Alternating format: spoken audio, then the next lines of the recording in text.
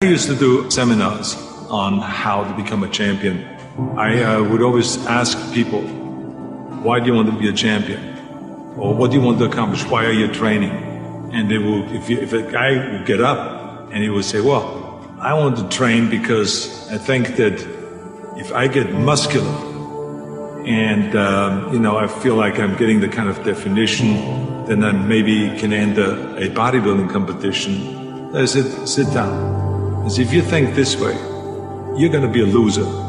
You're never going to make it because there's no maybe. You got to get up and say, I want to be a champion. And I do whatever it takes. The amount of hours it takes, the posing, the this, the that, the visualization, looking at training footage, looking at motivational books, reading this, whatever it takes, I would do. That's the answer I want to hear from you. You can detect right away those that are going to be shaky and that will fall behind and they will not go all the way, and those that are very hungry. And that hunger you have to develop because you have to create a goal for yourself, whatever that may be, a short-term goal and a long-term goal. You got to go after that. And if you do not see it, and if you do not believe it, who else will?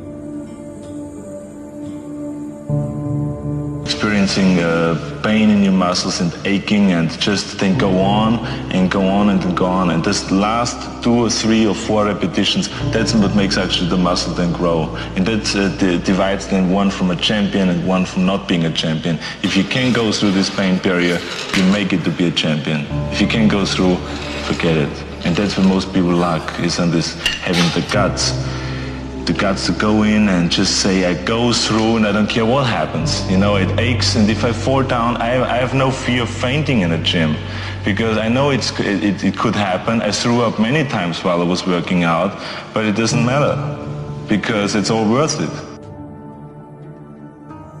Everyone has a problem with time, but the day is 24 hours, and we sleep 6. Now, I know there's some out there that say, whoa, I need 8.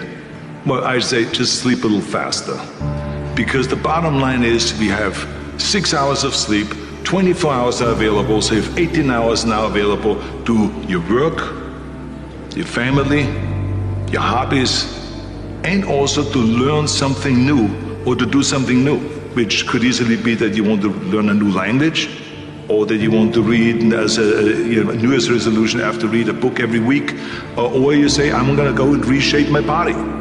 So you're going to go and take this hour out of your schedule and say, I'm going to train an hour every day. So this is, for most people, a huge challenge, but it is totally doable, I can tell them, because the kind of things that I did when I came to this country, I went to school, I was working in construction, I was working out my 5 hours a day. I was taking acting classes from 8 o'clock at night to 12 midnight. I was doing all of those things.